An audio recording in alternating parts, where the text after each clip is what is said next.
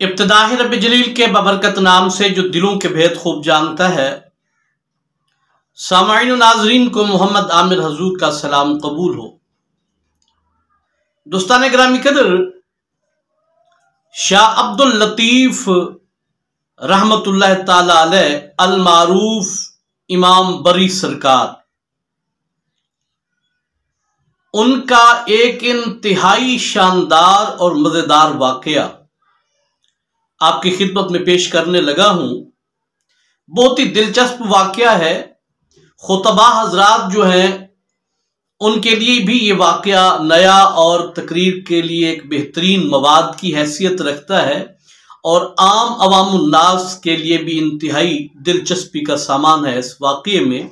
तो आइए वाक़या आपकी खिदमत में पेश करते हैं, लेकिन उससे पहले एक गुजारिश है कि मेरे चैनल को सब्सक्राइब करें, वीडियो अच्छी लगे तो लाइक और कमेंट करें, और सबसे ज़रूरी बात इस वीडियो को शेयर ज़रूर कीजिएगा, क्योंकि एक शेयर की वजह से बहुत सारे लोगों का फ़ायदा हो जाएगा।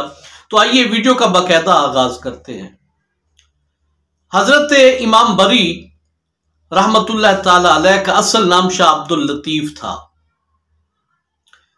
इस्लामाबाद के नवाही इलाके में, जो पहले चोरपुर के नाम से मशहूर था, वहां चोर बहुत ज्यादा रहते थे या चोरियां बहुत होती थी, चोरपुर के नाम से मशहूर था वो इलाका। और फिर हजरत इमाम बरी सरकार की वजह से वो नूरपुर मशहूर हुआ, नूरपुर शाह। आज तक वो ये इलाका मशहूर है।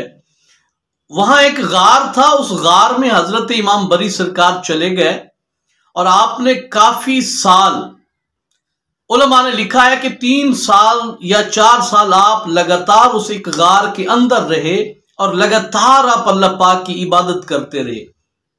फिर हजरत इमाम बरी के जो पीर थे, मुर्शिद थे, गौसे पाक के पोते थे, वो आए और उन्होंने बाहर खड़े होकर आवाज दी कि बेटा शाह लतीफ बाहर आओ। तो जब आपने अपने पीर और मुर्शिद की आवाज सुनी तो भागते हुए बाहर आए और पीर के कदमों पे हाथ रख के कहते हैं कि आज तो मेरे लिए ईद का दिन हो गया कि हजरत खुद मुझसे मिलने के लिए आए हैं।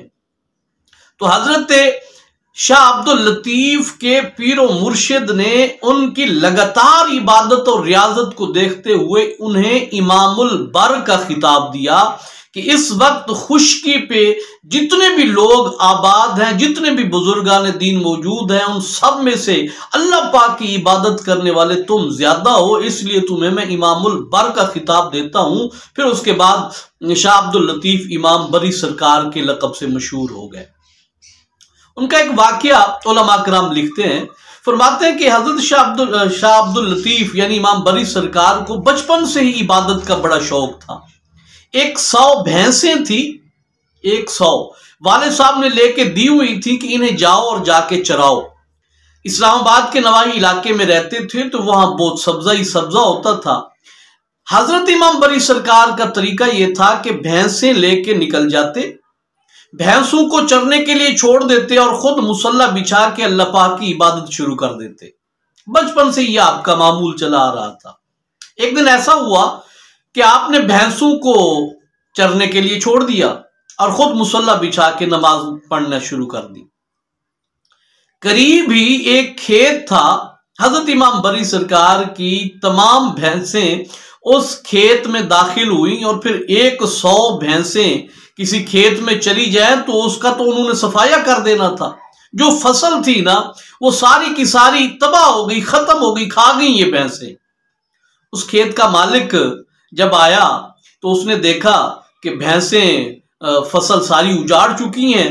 पहचानता था कि ये इमाम बरी सरकार की भैंसें हैं और ये भी पता था कि वो जंगल में मुसल्ला बिछाए नमाज पढ़ने में मसरूफ हो गए, लेकिन नुकसान तो बड़ा नुकसान होता है। इसने जब ये सारा मंजर देखा, अपना नुकसान देखा, तो हजरत इमाम बरी के पास नहीं गया, हजरत इमाम बरी सरकार के वालिद के पास चला गया। जाके कहता है जनाब आप सैयद हैं, हम आपका अदब करते हैं, एहतराम करते हैं, पर गरीब आदमियों नुकसान बर्दाश्त नहीं होता। शाह अब्दुल लतीफ वहां जंगल में नमाज पढ़ने में, इबादत करने में मसरूफ हैं और उनकी भैंसें मेरे खेत में दाखिल हुई और सारी फसल तबाह कर दी। जब रो रो के इस गरीब किसान ने दुहाइयां दी تو حضرت امام بری سرکار کے والد اس کسان کو ساتھ لیے وہاں پہنچے کہ جہاں حضرت امام بری سرکار موجود تھے۔ کیا جا کے دیکھتے ہیں کہ بھینسیں بالکل پیٹ بھر کے نہ ایک جگہ پہ بیٹھی ہوئی سستا رہی تھیں، اور قریب ہی مصلی بچھائے ہوئے حضرت امام بری سرکار لیٹے ہوئے محو نیند تھے، نیند میں مصروف تھے، نیند کر رہے تھے۔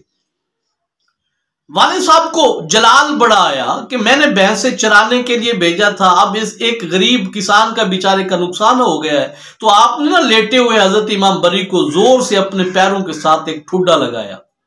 ہڑبڑا کے جناب حضرت امام بری سرکار اٹھے، دیکھا والد صاحب ہیں، جلال میں ہیں، ہاتھ باندھ کے کھڑے ہو کے عرض کرتے ہیں ابا جی مجھ سے اگر کوئی غلطی ہو گئی ہے تو مجھے بتائیں، میں اپنی اس غلطی کو سدھارنے کی کوشش کروں گا۔ تو آپ کے والد کہتے ہیں تو بھینسیں چرانے کے لیے آیا تھا کہ لوگوں کے نقصان کرنے کے لیے؟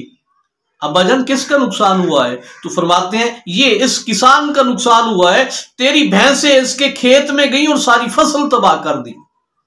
حضرت امام بری سرکار نے جب یہ بات سنی تو اپنے والد صاحب سے عرض کرتے ہیں ابا جی آپ جائیے اور اس کسان کو بھی لے جائیے، اس کی فصل تو تباہ نہیں ہوئی، اس کی فصل تو بالکل ٹھیک ٹھاک موجود ہے۔ کسان نے جب یہ بات سنی تو قسمیں کھانے لگا، میں ابھی دیکھ کے آیا ہوں سارا تماشا، وہاں تو کچھ ہے ہی نہیں۔ حضرت امام بری سرکار کہتے ہیں بھئی ایک مرتبہ پھر جاؤ، جا کر کے دیکھو تو صحیح نا۔ اب حضرت امام بری سرکار کے والد نے ایک ہاتھ میں حضرت امام بری سرکار کا بازو پکڑا، دوسرے میں کسان کا بازو پکڑا، اور اس کھیت میں پہنچے جو اس کسان کا کھیت تھا۔ وہاں جا کے کیا دیکھتے ہیں کہ کسان کے کھیت میں فصل بالکل ٹھیک طرح لہلہا رہی تھی، کسی قسم کا کوئی بھی نقصان نہیں ہوا تھا، اس کی فصل اپنی اصلی حالت میں کھڑی ہوئی تھی۔ جب حضرت امام بری سرکار کے والد نے یہ واقعہ دیکھا نا تو اس کسان سے کہتے ہیں کہ تو ایسے ہی رو رہا تھا اور تو ایسے ہی حضرت امام میرے بیٹے شاہ عبد اللطیف کے متعلق کہہ رہا تھا کہ اس کی بھینسوں نے نقصان کر دیا، پر تیری فصل تو ٹھیک کھڑی ہوئی ہے۔ جب یہ سارا ماجرا دیکھا نا اس کسان نے تو حضرت امام بری سرکار کے قدموں میں گر پڑا، اور قدموں میں گرنے کے بعد کہتا ہے کہ مان گیا آج میں کہ اے شاہ عبد اللطیف تیرا خدا تیری بڑی سنتا ہے، میں مان گیا اس بات کو کہ تیرا خدا تیری بڑی سنتا ہے۔ جب اس کسان نے یہ جملے بولے نا تو حضرت امام بری سرکار فرماتے ہیں بھائی بات دراصل یہ ہے کہ جب کوئی بندہ اللہ کے کام میں مگن ہو جاتا ہے نا تو پھر اللہ رب العالمین کبھی بھی اس کی عزت کو خراب نہیں ہونے دیتے۔ جب انسان اللہ کے کاموں میں لگ جاتا ہے تو پھر اللہ اس کے کاموں میں لگ جاتا ہے۔